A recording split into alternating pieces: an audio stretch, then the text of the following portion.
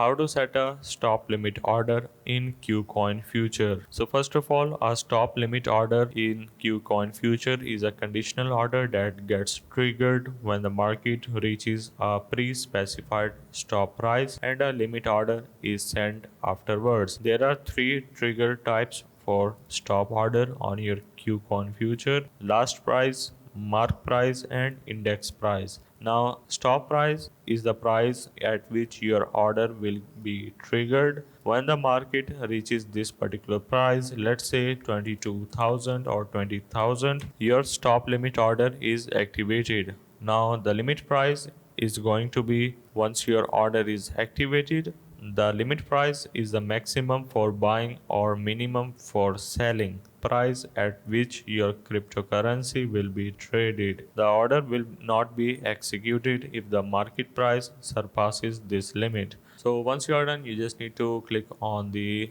start trading, or if you haven't enabled future trading, you just need to enable this. But remember, future trading involves significant risk and isn't suitable for all the investors. So hope this helped. This is how you can set a stop limit order in Kucoin Future.